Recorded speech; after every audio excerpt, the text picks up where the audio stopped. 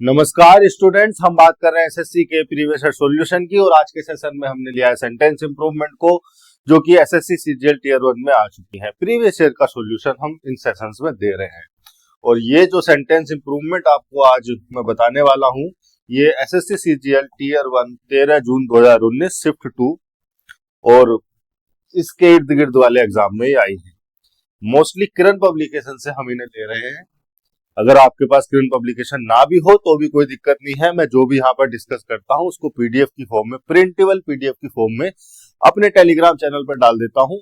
और उस Telegram channel का लिंक आपको मेरे यूट्यूब चैनल पर मिल जाएगा, तो वहां से आप इन क्वेश्चंस को डाउनलोड कर सकते हैं, प्रिंट भी करा सकते हैं।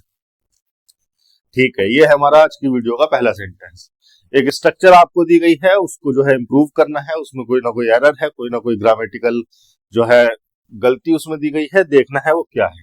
देखिए, सबसे पहले हमें सेंटेंस को पढ़ना है, समझना है कि क्या लिखा हुआ है। How long you are living in this city. अब आप देखेंगे कि ये आपको एक इंटरोगेटिव स्ट्रक्चर दी गई है। इंटरोगेटिव स्ट्रक्चर जब लिखी जाती है तो इन्वर्जन का यूज करते हैं हम, इन्वर्टेड फॉर्म में लिखते हैं। Subject, helping verb, main verb. ये तो असर्टिव स्ट्रक्चर है और आप लिख रहे हैं इंटरोगेटिव स्ट्रक्चर, तो ये तो वैसे ही गलत हो गया। तो नो इम्प्रूवमेंट तो ये वैसे ही नहीं होना है। बाकी देखेंगे आप ऑप्शन में जो भी आपको दिए गए हैं इन्वर्टेड फॉर्म में दी गई है। मतलब हेल्पिंग वर्ब पहले आएगी, फिर सब्जेक्ट आएगा, फिर उसके बाद मेन वर्ब आएगी जो भी आनी है। ठीक है, आप देखेंगे कि आप आर के साथ लिव नहीं लगाते हैं, आर के साथ लिविंग ही आता है, तो ये ऑप्शन भी वैसे ही गलत हो गया।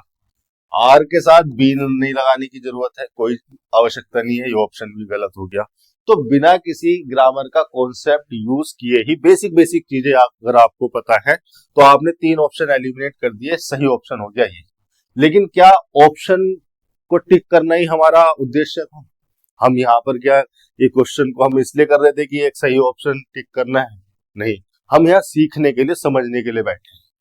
तो सीख लेते हैं, समझ लेते हैं। आंसर तो इसका ये होगा, लेकिन यही आंसर क्यों होना चाहिए, ये समझने के लिए जरा हमें इसको अच्छे से, इसकी स्ट्रक्चर को सिंटैक्टिकली एनालाइज करना पड़ेगा। देखिए, हाउ लॉन्ग जो आपको दिया गया है, ये दिया गया है आपको एक एडवर्ब फ्रेज से सेंटेंस की शुरुआत की गई है। और ये एडवर्ब ऑफ टाइम है। लॉन्ग टाइम की ड्यूरेशन को रिफर कर रहा है, टाइम की ड्यूरेशन को रिफर कर रहा है। और इसी टाइम की ड्यूरेशन को फर्दर मॉडिफाई करने के लिए हमने लगाया हाउ। हाउ वैसे तो एडवर्ब मैनर होता है, लेकिन यहाँ पर हाउ को हमने लगाया है इस टाइम की ड्यूरेशन से रिलेटेड, हम इस ड्यूरेशन को इंटेरोगेट करने के लिए। इंटेरोगेटिव स्ट्रक्चर है ना, तो इंटेरोगेट कर रहे हैं इस टाइम की ड्यूरेशन के बारे में। तो हाउ लॉन्ग, यहाँ पर ये एडवर्ब टाइम एक फ्रेज लग गई, शुरू में आ गई। इसी से हम जो इंटेरोगेटिव वर्ड्स होते हैं उन्हीं से हम इंटेरोगेटिव स्ट्रक्चर की शुरुआत कर लेते हैं। अब अगर यहाँ पे टाइम की ड्यूरेशन दी गई है और यहाँ पर कंटिन्यूटी को एक्सप्रेस की जाने की कोशिश की गई है, तो कहना क्या चाह रहा है, बोलने वाला है, लिखने वाला है, सेंटेंस को बोलने वाला है, लिखने वाला एक ड्यूरेशन को रिफर करके वो ये कहना चाह रहा है, ये रिफर करना चाह रहा है कि ये एक्शन इस ड्यूरेशन से चल रहा है। मतलब ये आपकी अगर टाइमलाइन है, ये रही टाइमलाइन, और इस पॉइंट पर इस सेंटेंस को रिपोर्ट किया गया, किसी से कहा गया, तो कहने वाला ये कह रहा है कि ये वाला जो एक्शन है लिविंग वाला, ये किसी ड्यूरेशन से चल रहा है। और अभी भी इस पॉइंट पर गोइंग ऑन है या नहीं ये तो पता नहीं, क्योंकि अगर कंटिन्यूटी भी कहीं पर होती तो मैं गोइंग ऑन भी बता देता, लेकिन इतने ड्यूरेशन से ये एक्शन जो है चला है या चल रहा है। तो इस ड्यूरेशन के, ये जो ड्यूरेशन है, इस ड्यूरेशन का तो कंप्लीशन हो गया। इस ड्यूरेशन के पार्शियल कंप्लीशन को दिखाने के लिए, पार्शियल कंप्लीशन को दिखाने के लिए आपको जो है परफेक्ट यूज करना पड़ेगा। तो आप इस सिचुएशन में क्या लगा सकते थे, परफेक्ट, प्रेजेंट परफेक्ट, पूरा ही लिख देता हूं मैं, प्रेजेंट परफेक्ट आपको यहां पर लगाना चाहिए। प्रेजेंट परफेक्ट कंटिन्यूअस भी आप लगा सकते हैं, प्रेजेंट परफेक्ट कंटिन्यूअस भी आप लगा सकते हैं, वो और ज्यादा सही हो जाएगा। उसमें आपने इतनी ड्यूरेशन का कंप्लीशन दिखा दिया और यहां पर इस पॉइंट पर एक्शन को गोइंग ऑन दिखा दिया। लेकिन चूंकि वो ऑप्शन यहां पर है नहीं, तो हमें प्रेजेंट परफेक्ट वाला ऑप्शन ही चूज करना पड़ेगा। ठीक है, ये है कॉन्सेप्ट। आगे तो स्ट्रक्चर आसान है। लिव, ये जो लिव है ये इंट्रांजिटिव नेचर की वर्ब है, अपने बाद ऑब्जेक्ट लेगी नहीं, ले भी नहीं रही है। इन प्रीपोजिशन आ गया उस बाउंडेड रीजन को दिखाने के लिए। सिटी जो है वो बाउंडेड रीजन हो गया, इन दिस सिटी। 143 हो गया, 144 पर चल लेते हैं। ये सेंटेंस आपको दिया गया है, आसान है, बिल्कुल मुश्किल सेंटेंस नहीं है, 7वीं 8वीं क्लास का बच्चा भी कर लेगा। फटाफट जो है सेंटेंस की स्ट्रक्चर को मैं एनालाइज करता हूँ। तो फीमेल ऑस्ट्रिच, ऑस्ट्रिच यहाँ पर नाउन हो गया, फीमेल हो गया इसके लिए एडजेक्टिव, द हो गया आर्टिकल, ये हो गया वही नाउन फ्रेज जो कि सब्जेक्ट के फंक्शन में है। गार्ड्स यहाँ पर मेन वर्ब है, क्योंकि ये सिंगुलर सब्जेक्ट था हमारा, सिंगुलर सब्जेक्ट होने की वजह से हमने गार्ड्स लगाई। मेन वर्ब हमारी ट्रांजिटिव नेचर, गार्ड का मतलब टू प्रोटेक्ट, तो ट्रांजिटिव नेचर की वर्ब है, तो उसके बाद उसका ऑब्जेक्ट आ गया द नेस्ट। एट प्रीपोजिशन, और प्रीपोजिशन के बाद उसका ऑब्जेक्ट लगा है, ये प्रीपोजिशन फ्रेज हो गई हमारी adverb of time. And coordinate nature का कंजंक्शन है, दो सिमिलर रैंक की स्ट्रक्चर को जोड़ता है। यहाँ किसको जोड़ रहा है, यहाँ जोड़ रहा है दो अलग अलग क्लोजेस को। पहली क्लोज हो गई the female ostrich guards the nest at night, और दूसरी क्लोज हो गई the male guard it in the day. अब यहीं पर आपको इंप्रूवमेंट देखना है। देखिए द मेल, यहाँ पर उसने ये नाउन फ्रेज यूज की और ये हो गया हमारा सब्जेक्ट। यहाँ पर आप देखेंगे तो फीमेल को उसने एडजेक्टिव की तरह यूज किया था, मेल को यहाँ पर उसने नाउन की तरह यूज किया है मेल ऑस्ट्रिच को रिफर करने के लिए। तो यहाँ पर ये सिंगुलर सब्जेक्ट ही आपको दिया हुआ है। अब सिंगुलर सब्जेक्ट अगर आपको दिया हुआ है तो गार्ड नहीं लिखना था, गार्ड्स लिखना था, यहाँ पर आना था एस। ये यहाँ पर गलती है, यही इंप्रूव करना था। यहाँ पर देखिए फर्स्ट ऑप्शन में गार्ड दिया हुआ है, ये गलत हो गया। गार्डिंग लगाया हुआ है, वर्ब की आईएनजी फॉर्म, बिना हेल्पिंग वर्ब का आएगी नहीं, बी की कोई हेल्पिंग वर्ब लगानी पड़ेगी, ये भी गलत हो गया। Guards it during the day, third option हो जाएगा, नो इंप्रूवमेंट भी नहीं है। ठीक है, तो इतना आसान जो है क्वेश्चन था। इन द डे या ड्यूरिंग द डे, इसमें थोड़ा सा डिफरेंस है। इन प्रीपोजिशन और प्रीपोजिशन के बाद उसका ऑब्जेक्ट लगा हुआ है। इन लगाते हैं, इन जो है टाइम को रिफर करने के लिए लगा सकते हैं जब हम टाइम के ड्यूरेशन की बात कर रहे हैं। ड्यूरिंग हम तब लगाते हैं जब हमें उस ड्यूरेशन में किसी एक्शन को जो है चलता हुआ दिखाना है। दोनों थोड़ा सा डिफरेंस है दोनों की मीनिंग में। प्रीपोजिशन चैप्टर जब मैं पढ़ाऊंगा तो इन डिफरेंस को बड़े इंटरेस्ट के साथ, बड़े मजे लेकर मैं पढ़ाता हूं। तो 144 का हो गया थर्ड ऑप्शन। आगे चल लेते हैं 145। स्कार्स, ये है सेंटेंस, इसमें कुछ सीखने समझने लायक है। Scarcely had he gone out then a client came to meet him. Scarcely के बारे में जरा थोड़ा समझ लेते हैं। ये एक एडवर्ब डिग्री है, इसका मीनिंग होता है scarcely। Scarcely adverb of degree है और इसका मतलब होता है ऑलमोस्ट नॉट या ओनली जस्ट। कोई चीज बहुत जरा सी है, उसकी अमाउंट को, उसकी डिग्री को या उसकी इंटेंसिटी को रिफर करने के लिए स्कार्सली का यूज कर लेते हैं। जैसे एग्जाम्पल के तौर पर मैं लिखूं, यहीं पर लिख देता हूं, she could scarcely understand the concept. तो अंडरस्टैंड हमारी मेन वर्ब हो गई और इसकी डिग्री को मॉडिफाई करने के लिए हमने एडवर्ब डिग्री लगाया है स्कार्सली। ऑलमोस्ट नॉट लगाकर देख लो इसकी जगह, she could almost not understand the concept. Could से कंफ्यूज मत होना, मैंने पास्ट में एबिलिटी को रिफर करने के लिए कुड लगा दिया, नहीं लगाता तो भी स्कार्सली सही लगा था। इसी तरह से मैं एडजेक्टिव को भी मॉडिफाई कर सकता हूँ स्कार्सली का यूज करके। जैसे मैं लिखूं she was scarcely available to understand, available लिख दिया मैंने, sorry, able। She was scarcely able to understand the concept। तो यहां पर able हो गया एडजेक्टिव और इसकी डिग्री को फर्दर मॉडिफाई करने के लिए मैंने लगा दिया एडवर्ब डिग्री। अब ये जो फंक्शन है इसका स्कार्सली का है तो सिंपल सा है, आप समझ ही जाएंगे। एडवर्ब डिग्री है, वर्ब से पहले लगा सकते हैं, उसकी डिग्री को मॉडिफाई करने के लिए एडजेक्टिव से पहले लगा सकते हैं। एक स्कार्सली का फंक्शन थोड़ा सा टेढ़ा है। स्कार्सली का इस्तेमाल व्हेन कंजंक्शन के साथ भी किया जा सकता है। व्हेन कंजंक्शन के कॉम्बिनेशन में आपने स्कार्सली को और हार्डली को देखा होगा, इन दोनों को ज्यादा देखा होगा, बाकी दूसरे एडवर्ब भी आ सकते हैं। तो स्कार्सली का इस्तेमाल हम कर सकते हैं इमीडिएसी के सेंस को क्रिएट करने के लिए। इमीडिएट एक्शन, किसी एक्शन से इमीडिएट पहले या बाद में कुछ हुआ है उस एक्शन को रिफर करने के लिए या इवेंट्स के एक्शंस के सीक्वेंस को रिफर करने के लिए स्कार्सली एडवर्ब डिग्री है, लेकिन ये इवेंट्स के एक्शन के सीक्वेंस को रिफर करने के लिए भी इसका इस्तेमाल किया जा सकता है। अब देखिए सीक्वेंस को अगर रिफर कर रहा है तो अब आप इसको एडवर्ब टाइम ना मान ले, हाँ फंक्शनली अपने मीनिंग की वजह से ये एडवर्ब ऑफ टाइम के डोमेन में चला गया, लेकिन अभी भी एडवर्ब डिग्री है। एडवर्ब डिग्री रहते हुए भी इमीडिएसी के सेंस को या एक्शन के सीक्वेंस को रिफर करने के लिए हम स्कार्सली का यूज कर सकते हैं व्हेन कंजंक्शन के साथ। एग्जाम्पल के तौर पर एग्जाम्पल से समझने की कोशिश करेंगे, इतनी सी बात है, ये लिखाने की जरूरत नहीं है, आप जरा थोड़ा सा पीछे करके दोबारा सुन लिया करो। एग्जाम्पल जैसे मैंने लिखा वी हैड, हैड क्यों लगा रहा हूं बताऊंगा बड़े लॉजिकल वे में। We had scarcely finished the dinner when, when क्यों लगाया है ये भी बताया जाएगा आपको, स्कार्सली क्यों लगा है ये भी बताया जाएगा, पास्ट परफेक्ट का यूज क्यों किया गया है, हैड प्लस वी थर्ड का प्रयोग क्यों किया गया है ये भी बताया जाएगा। We had scarcely finished the dinner when the doorbell rang. अब देखिए स्कार्सली का मतलब है ऑलमोस्ट नॉट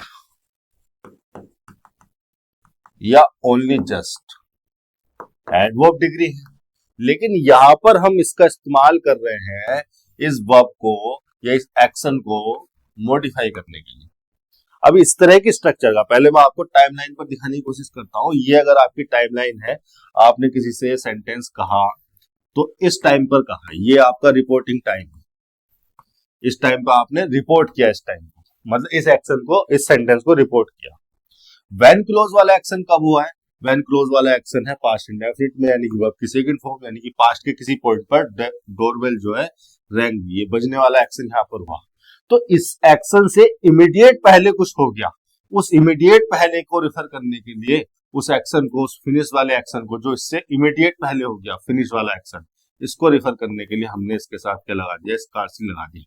तो इस तरह की स्ट्रक्चर का इस्तेमाल करते हैं हम ये रिफर करने के लिए कि स्कार्सली के द्वारा जिस वर्ब को, जिस एक्शन को मॉडिफाई किया जा रहा है वो एक्शन व्हेन क्लोज वाले एक्शन से इमीडिएट पहले हुआ है, या ये एक्शन ऑलमोस्ट कंप्लीट भी नहीं हुआ जब व्हेन क्लोज वाला एक्शन हो गया। इस तरह के सेंस को रिफर करने के लिए कि ये हम खाना खा रहे थे, हमने ऑलमोस्ट फिनिश भी नहीं किया डिनर जब ये डोरबेल जो है रैंग बज गई। तो इस तरह के इमीडिएट सीक्वेंस को या इमीडिएसी के सेंस को रिफर करने के लिए हम स्कार्सली का यूज कर लेते हैं। व्हेन क्लोज हमें इसलिए लगानी पड़ती है क्योंकि व्हेन क्लोज लगाकर एक टाइम क्लोज हमें लगानी है, बस जिस टाइम से पहले हमें कोई एक्शन रिफर करना है तो पहले वो टाइम बताना पड़ेगा, तो उस टाइम को मेंशन करने के लिए हम व्हेन क्लोज लगाकर चलते हैं। और चूंकि व्हेन क्लोज वाला एक्शन पास्ट इंडेफिनिट में था तो उससे इमीडिएट पहले अगर कुछ कंप्लीशन हम दिखा रहे हैं तो हमें जो है पास्ट परफेक्ट में ही उसको दिखाना पड़ेगा। इसलिए आप जो है इस तरह की स्ट्रक्चर को अपने दिमाग में उतार लें। यहाँ पर स्कार्सली की जगह हार्डली भी आपको लिखा हुआ मिल जाएगा। अभी अगर हार्डली आ जाता हमारे क्वेश्चन में तो यही सेम सेंटेंस में हार्डली के लिए, यही सेम कॉन्सेप्ट में हार्डली के लिए बता रहा होता, तो स्कार्सली और हार्डली भी यहाँ पर यूज कर सकते हैं। ठीक है, और भी एडवर्ब है। देखिए ये जो सारे के सारे हैं ये नेगेटिव एडवर्ब है। मैं यहां पर लिख देता हूं scarcely, hardly, rarely, not only, seldom, never, etc. और भी हो सकते हैं, मेरे दिमाग से एक हाथ छूट गया हो तो आप लगा लेना अंदाजा। ये सारे के सारे ना नेगेटिव एडवर्ब हैं। अब आपको मैं अपने आपके सेंटेंस पे जो है वापस ले चलता हूं। आप यहाँ पर देखेंगे ध्यान से तो मैंने जो आपको एग्जाम्पल बताया है उसमें मैंने क्या बताया है आपको, ये स्कार्सली को मेन वर्ब से पहले लगाया गया है। लेकिन अगर मैं इस स्कार्सली को, इस नेगेटिव एडवर्ब को सेंटेंस के शुरू में लिखना चाहूं, इसी से अगर मैं सेंटेंस के स्ट्रक्चर की शुरुआत करना चाहूं तो मुझे सेंटेंस को इन्वर्जन फॉर्म में लिखना पड़ता है, मुझे इन्वर्टेड स्ट्रक्चर का इस्तेमाल करना पड़ता है। और वो इसलिए, पहले तो आप ये समझिए कि कोई भी राइटर या कोई भी स्पीकर नेगेटिव एडवर्ब को सेंटेंस के शुरू में लगा क्यों रहा है। वो नेगेटिव एडवर्ब को सेंटेंस के शुरू में लगा रहा है क्योंकि वो इसको एम्फेसाइज करना चाह रहा है, वो इस पर जोर डालना चाह रहा है, वो ये बताना चाह रहा है कि ये चीज बहुत इंपॉर्टेंट है, इसको जो है सुनने वाला जो सबसे पहले इस बात को पकड़े, इस बात को समझे। तो अगर मैं इस चीज को एम्फेसाइज करना चाह रहा हूं तो मैं इस सेंटेंस को कैसे लिखता, मैं लिखता स्कार्सली से शुरू कर लेता। अब मैंने इस एडवर्ब, अगर मैंने नेगेटिव एडवर्ब को शुरू में लिख दिया, इस नेगेटिव को, इस एस्पेक्ट को, सेंटेंस के इस एस्पेक्ट को एम्फेसाइज करने के लिए, तो मुझे अब इन्वर्जन का इस्तेमाल करना पड़ेगा, मुझे इन्वर्टेड स्ट्रक्चर लिखनी पड़ेगी।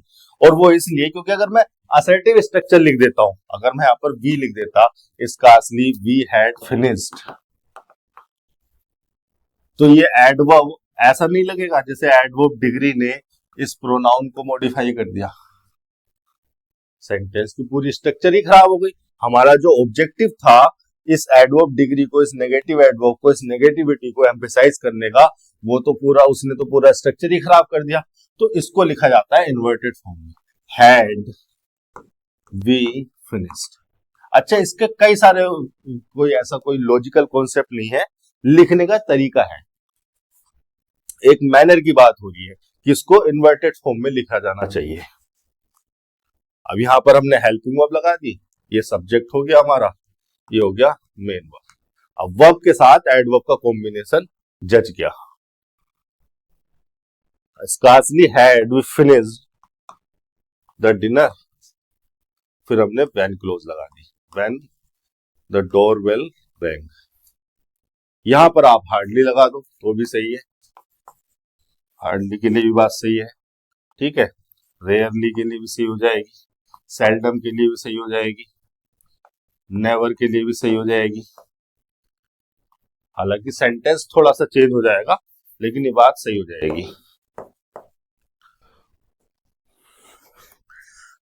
अब देखो, एक एडवर्ब ऐसा है जो लिख के आपको एरर दी जा सकती है, बेयरली। बेयरली के साथ आप इन्वर्टेड स्ट्रक्चर का इस्तेमाल नहीं करते हैं, इन्वर्टेड यानी कि उल्टी स्ट्रक्चर का, इन्वर्जन का इस्तेमाल आप नेगेटिव एडवर्ब के साथ करते हैं। जो बेयरली है ना, वो नेगेटिव मीनिंग को लैक करता है, नेगेटिव मीनिंग को लैक करता है, वो लैक करता है। हाँ, इस स्ट्रक्चर में आप बेयरली लगा सकते थे, स्कार्सली भी आ जाएगा, हार्डली भी आ जाएगा, और यहां पर आप बेयरली भी लगा सकते हैं, बेयरली भी लगा सकते हैं। लेकिन बेयरली को उठा के आप शुरू में नहीं रख सकते, बेयरली से सेंटेंस की शुरुआत नहीं कर सकते। जिस तरह से आपने स्कार्सली और हार्डली को लिख देना है, बेयरली से सेंटेंस की शुरुआत नहीं की जाती, क्योंकि ये नेगेटिव मीनिंग को लैक करता है। नेगेटिव एडवर्ब से हम सेंटेंस की शुरुआत करते हैं, तो बेयरली से प्रीफर नहीं किया जाता, बेयरली को प्रीफर नहीं किया जाता सेंटेंस के शुरू में लिखना। बेयरली से, मैं यहां पर लिखा देता हूं टूटी फूटी भाषा में, बेयरली से सेंटेंस की शुरुआत नहीं की जाती, प्रीफर नहीं की जाती। अगर कोई करेगा तो वो ग्रामर की जो है, जो बेसिक स्ट्रक्चर है, जो बेसिक अंडरस्टैंडिंग है, उसके साथ कॉम्प्रोमाइज कर रहा है, क्योंकि नेगेटिव मीनिंग को लैक करता है। ये इतनी सी बात हो गई कि हार्डली और स्कार्सली के साथ आप व्हेन क्लोज को लगाकर चले। वापस अपने सेंटेंस की स्ट्रक्चर पर आते हैं। यहाँ पर ये गलती की गई है, स्कार्सली तो सही लिखा गया है, नेगेटिव एडवर्ब डिग्री है, इससे शुरुआत की गई है। हैड लिखा गया है हेल्पिंग वर्ब, सब्जेक्ट भी हमारा सही लिखा है, वर्ब की थर्ड फॉर्म भी इसके साथ सही आ गई, ठीक है। आउट लग गया एडवर्ब के रूप में, लेकिन ये देन क्यों लगा रखा है? देन तो हम कंपैरिजन के लिए लगाते हैं कंपैरेटिव डिग्री में, जब कोई कंपैरिजन यहाँ पर किया ही नहीं जा रहा तो देन क्यों लगा रखा है? देन हो गया यहाँ पर गलत। एक्चुअली में जब हमने एक क्लोज लिखी तो हम एक इमीडिएट एक्शन को रिफर करना चाह रहे थे, जिस पॉइंट से पहले इमीडिएट एक्शन को रिफर करना है, इस इमीडिएट एक्शन के कंप्लीशन को रिफर करना है, उस पॉइंट को रिफर करने के लिए हमें व्हेन क्लोज लगानी पड़ेगी। एक टाइम क्लोज लगाने के लिए हमें व्हेन कंजंक्शन का इस्तेमाल करना पड़ेगा, और यहां होना चाहिए व्हेन कंजंक्शन। यहां तो व्हेन है ही नहीं, इसको तो हटा ही दो, नो इंप्रूवमेंट भी नहीं होगा। यहां पर व्हेन है और यहां पर व्हेन है। हैड के साथ वर्ब की थर्ड फॉर्म लगाई जाती है, इसने गो लिख रखा है इसलिए ये भी गलत हो गया, ये सही है। यहां पर देखो असर्टिव स्ट्रक्चर लिख रखी है, ये गलत हो गया, तो 145 का हो जाएगा फोर्थ ऑप्शन।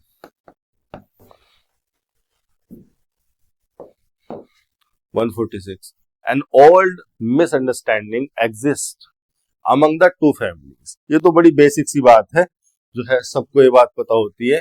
अगर हम टू यूनिट्स को रिफर कर रहे हैं तो अमंग नहीं बिटवीन आएगा। देखिए बिटवीन का इस्तेमाल दो यूनिट्स को, अगर दो एंटिटीज को रिफर कर रहे हैं, दो एंटिटीज के बीच में कोई डिस्ट्रीब्यूशन है, कोई रिलेशनशिप है, कोई डिफरेंस है, तो उस डिफरेंस को रिफर करने के लिए, उस डिस्ट्रीब्यूशन, उस रिलेशनशिप को रिफर करने के लिए आप क्या लगाते हैं, बिटवीन लगाते हैं दो के लिए। लेकिन बिटवीन का इस्तेमाल ना दो से ज्यादा के लिए भी किया जा सकता है, अगर उन एंटिटीज को, उन यूनिट्स को जिनके बीच में किसी रिलेशनशिप, डिफरेंस, डिस्ट्रीब्यूशन को एक्सप्रेस किया जा रहा है, उन यूनिट्स को, उन एंटिटीज को इंडिविजुअली ट्रीट किया गया है। अगर वो इंडिविजुअली मेंशन है आपके सेंटेंस में, सेपरेट है, डिस्टिंक्ट है, एक दूसरे से अलग है, जैसे एक फादर के तीन बेटे हैं, तीन बेटे हैं राकेश, अजय और विजय, तीन बेटे हैं, ये फादर हैं और इनके तीन बेटे हैं। तो अगर उन्होंने अपनी प्रॉपर्टी को डिस्ट्रीब्यूट किया राकेश, अजय और विजय में, तो हम क्या लगाएंगे, बिटवीन राकेश, अजय एंड विजय, क्योंकि तीनों को इंडिविजुअली ट्रीट किया जा रहा है, तीनों को अलग अलग पर्सन लिखा गया है। लेकिन आप अगर ये कहना चाह रहे हैं कि फादर ने अपने तीन बेटों में अपनी प्रॉपर्टी को डिस्ट्रीब्यूट कर दिया, आप लिख रहे हैं थ्री सन्स, तो आपने इनको कलेक्टिवली रिफर कर दिया, एक कलेक्शन, एक ग्रुप में डाल दिया। तो अब ये दो से ज्यादा अगर हैं, अगर टू सन्स होते तो फिर बिटवीन आ जाता, लेकिन दो से ज्यादा है, लेकिन एक कलेक्शन की तरह रिफर कर रहे हैं, तो आप लगा दोगे अमंग। अमंग का इस्तेमाल दो से ज्यादा के लिए किया जाता है, लेकिन तब जब उनको कलेक्टिवली रिफर किया जा रहा हो, एक ग्रुप में रिफर किया जा रहा हो। बिटवीन का इस्तेमाल दो के लिए करें और दो से ज्यादा के लिए करें जब उनको इंडिविजुअली मेंशन किया गया हो, सेपरेट हो, एक दूसरे से अलग हो। ये डिफरेंस जरा समझिए, यहाँ पर जो है बहुत स्टूडेंट्स कंफ्यूज हो जाते हैं। तो यहाँ पर क्या आना चाहिए था, अमंग नहीं आना चाहिए था, बिटवीन आना चाहिए था। ठीक है, बाकी सही है। एन ओल्ड मिसअंडरस्टैंडिंग सब्जेक्ट है आपका, सिंगुलर हो गया, तो इसके हिसाब से एग्जिस्ट भी सही है। ओल्ड एडजेक्टिव, मिसअंडरस्टैंडिंग नाउन हो गया, एन आर्टिकल लग गया, क्योंकि वोवल साउंड आ रहा था। बिटवीन द टू फैमिलीज कहां पर है, हैज के साथ तो वर्ब की थर्ड फॉर्म आती है, ये तो यहीं पर गलत हो गया। विद इन प्रीपोजिशन भी चेंज कर रखा है, exist between the two families, ये सही हो गया। Will exist among the two families लगा रखा है, ये भी गलत हो गया। ठीक है, so they are not friendly anymore. So यहाँ पर एक रिजल्ट को एक्सप्रेस करने के लिए दे यहाँ पर सब्जेक्ट हो गया, are not friendly, are linking verb हो गई, फ्रेंडली हो गया यहाँ पर एडजेक्टिव, नॉट एडवर्ब लग गया फ्रेंडली के लिए, एनीमोर यहाँ पर एडवर्ब फ्रेज लग गई। तो 146 का हो गया थर्ड ऑप्शन। 147 पर चल लेते हैं, क्या लिखा हुआ है, each of the guest were given a return gift. देखिए ईच के बारे में मैं बता दूं, ये जो ईच वर्ड है ये डिटर्मिनर भी हो सकता है और प्रोनाउन भी हो सकता है, लेकिन ये सिंगुलरली ही इसको ट्रीट किया जाता है। और वो इसलिए क्योंकि ईच का इस्तेमाल भले ही हम एक से ज्यादा को रिफर करने के लिए कर रहे हो, लेकिन एक बार में एक ही को हम कंसीडर कर रहे होते हैं। सपोज कीजिए मेरी क्लास में अगर एक ही स्टूडेंट है, मैं क्लास ले रहा हूं और मेरी क्लास में एक ही स्टूडेंट है, ये है वो स्टूडेंट, तो क्या मुझे ईच का इस्तेमाल करने की जरूरत है? तब तो मैं सीधे ए या वन इस्तेमाल कर दूंगा, वन स्टूडेंट।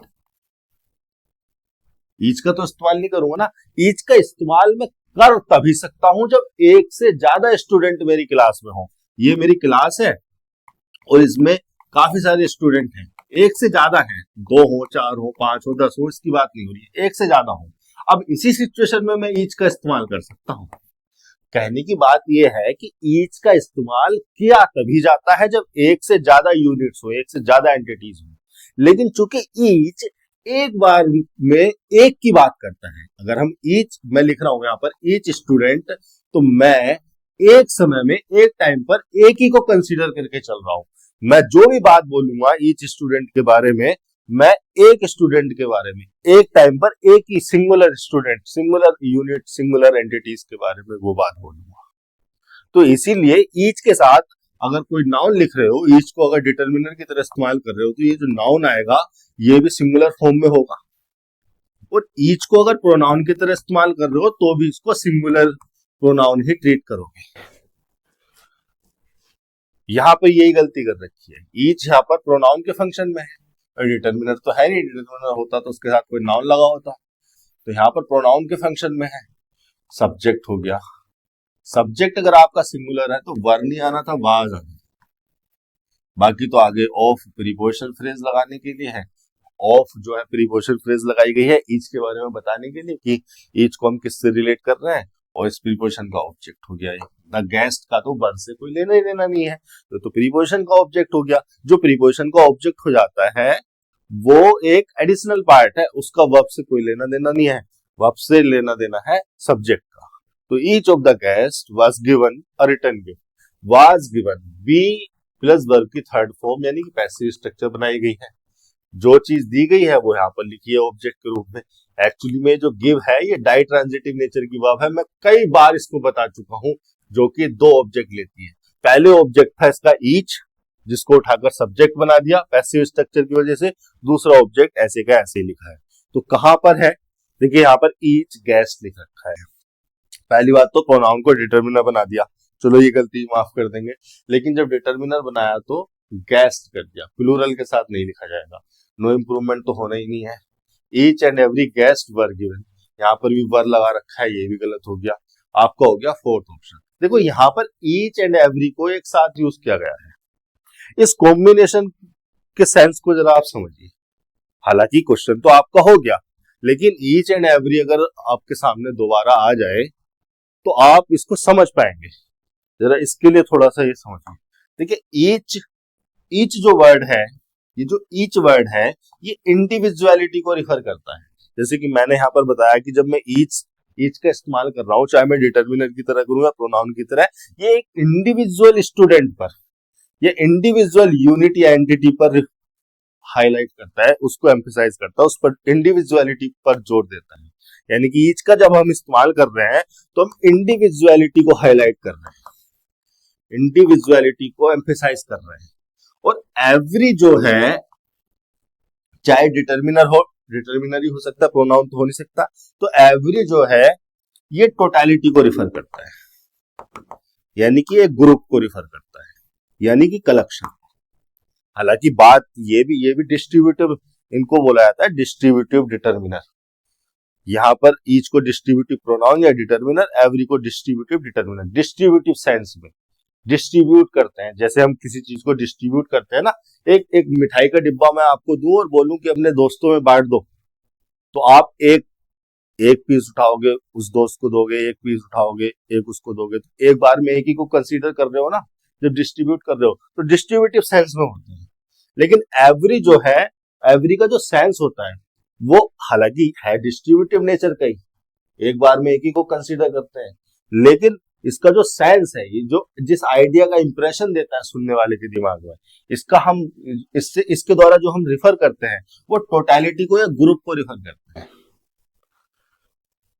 अब ईच और एवरी को अगर हम दोनों को एक साथ कॉम्बिनेशन में यूज कर रहे हैं तो हम कहना क्या चाह रहे हैं, हम कहना ये चाह रहे हैं कि हम जिस ग्रुप में, जिस टोटलिटी की बात कर रहे हैं, उस ग्रुप में हम हर इंडिविजुअल को इंक्लूड कर रहे हैं, कोई भी छूट ना जाए।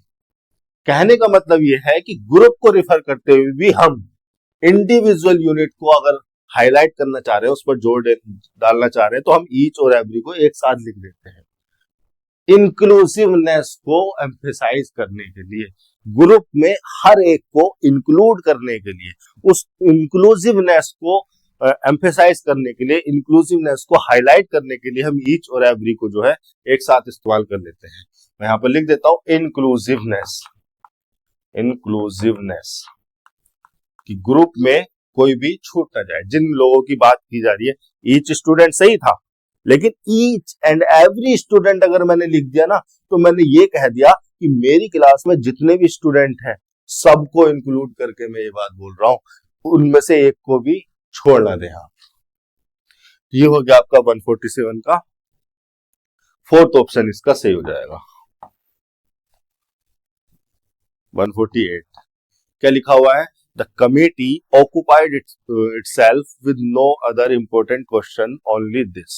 ओके, द कमिटी हमारा आपका सब्जेक्ट हो गया यहाँ पर, ऑक्युपाइड यहाँ पर मेन वर्ब है, ट्रांजिटिव नेचर की वर्ब है, ट्रांजिटिव नेचर ने अपना ऑब्जेक्ट ले लिया, itself रिफ्लेक्सिव प्रोनाउन लगाया गया है कमिटी के लिए। With no other important question only this, with यहाँ पर प्रीपोजिशन हो गई, अभी तक कोई दिक्कत नहीं है। विद प्रीपोजिशन के बाद उसका ऑब्जेक्ट आ गया। No other important question, question यहाँ पर नाउन है और नाउन के लिए इंपॉर्टेंट लग गया यहाँ पर एडजेक्टिव। और नो अदर ये पूरी की पूरी जो है डिटरमिनर फ्रेज है। अब देखिए, no other important question, other से सेंस आता है किसी दूसरी चीज को रिफर किया जा रहा है, यानी कि ये है एक, तो इसके अलावा जो भी है, एक है, दो है, तीन है, जो भी है वो सारे के सारे क्या आ गए? अदर में आ गए। यानी कि ये अगर एक क्वेश्चन है तो ये वाला जो है ये अदर हो गया। डिफरेंट का, डिफरेंट देन दिस, ठीक है। तो अदर से एक सेंस आ रहा है कि कोई एक क्वेश्चन है जिसको छोड़ दिया और बाकी के अदर को रिफर कर रहा है। तो with no other important question, एक को छोड़कर बाकी के अदर, ठीक है। अब इस एक को जो छोड़ दिया, इसको एक्सक्लूड करने की बात यहां पर की जा रही है। इसको एक्सक्लूड करने के लिए यहां पर कुछ लिखना था, उसने लगा दिया ओनली, जो कि गलत हो गया। अब हम जरा ऑप्शन पर जाएंगे तो हम देखेंगे with one other important question, यहां पर तो इस डिटरमिनर को चेंज कर दिया। आइदर दिस, आइदर का मतलब होता है any of the two, any of the two. अगर दो दिए हैं तो दो में से किसी एक को भी रिफर करने के लिए, या तो इस वाले को या इस वाले को, हम आइदर का यूज कर लेते हैं, आइदर दिस और दैट, ठीक है। यहां पर आइदर का कोई यूसेज ही नहीं है। ऐसा नहीं है कि दो यूनिट को, दो क्वेश्चन की बात की जा रही है, एक ये था एक ये था। With no other important question but this, देखिए बट का मैं एक फंक्शन आपको बता देता हूं। ये जो बट वर्ड होता है ये कंजंक्शन तो होता ही है, इसके साथ साथ ये प्रीपोजिशन भी हो जाता है। बट जब प्रीपोजिशन होता है तो इसका मतलब होता है एक्सेप्ट या एक्सक्लूडिंग, किसी को एक्सक्लूड करने के लिए, या अपार्ट फ्रॉम, किसी भी यूनिट को एक्सक्लूड करने के लिए हम बट को प्रीपोजिशन की तरह इस्तेमाल कर लेते हैं। कंजंक्शन जब होता है तो कोऑर्डिनेट नेचर का कंजंक्शन होता है, कॉन्ट्रास्ट को रिफर करने के लिए इस्तेमाल करते हैं, तो पता ही है। बट यहां पर लगाया गया है प्रीपोजिशन की तरह, बट हो गया प्रीपोजिशन और इस प्रीपोजिशन के बाद लिखा हुआ है इसका ऑब्जेक्ट। तो बट को अगर प्रीपोजिशन की तरह इस्तेमाल किया गया है और प्रीपोजिशन की तरह इस्तेमाल जब किया आता है तो एक्सक्लूड करने के लिए क्या आता है, बट का यहां पर मीनिंग होगा एक्सक्लूडिंग। अब देखिए, अब मीनिंग को समझने की कोशिश कीजिए। With no other important question excluding this, तो नो अदर इंपॉर्टेंट क्वेश्चन से उन सारे ही दूसरे इंपॉर्टेंट क्वेश्चंस को उसने जो है हटा दिया, एक को छोड़ दिया। अब जिसको छोड़ दिया उसको एक्सक्लूड करने के लिए, नो अदर इंपॉर्टेंट क्वेश्चन वाले ग्रुप में से एक्सक्लूड करने के लिए हमें क्या लगाना है, बट प्रीपोजिशन। तो इसका हो जाएगा दूसरा ऑप्शन। तीसरे ऑप्शन में देख लेंगे, with no other important question other this, इसका भी कोई सेंस नहीं बन रहा। अदर लगाकर तो यहां पर रिफर कर दिया था उसने दूसरे क्वेश्चंस को, दोबारा अदर लगाने की जरूरत नहीं थी, नो इंप्रूवमेंट। तो इसका हो जाएगा दूसरा ऑप्शन। जिस एक क्वेश्चन को यहां पर उसने अदर लगाकर अलग किया, उस क्वेश्चन को एक्सक्लूड करने के लिए हमने यहां पर लगाना है बट। 148 का हो जाएगा दूसरा ऑप्शन।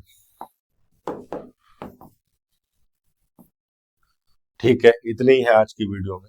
तो इसी तरह से जो है दिमाग को लगाना है, समझना है, बैठना है लेकर अपनी चेयर पर, टेबल पर किताबों खोलिए, इसी तरह से जो है सेंटेंसेस को एनालाइज कीजिए। कहीं पर भी अगर आपको दिक्कत है तो आप मुझे कमेंट सेक्शन में लिख सकते हैं।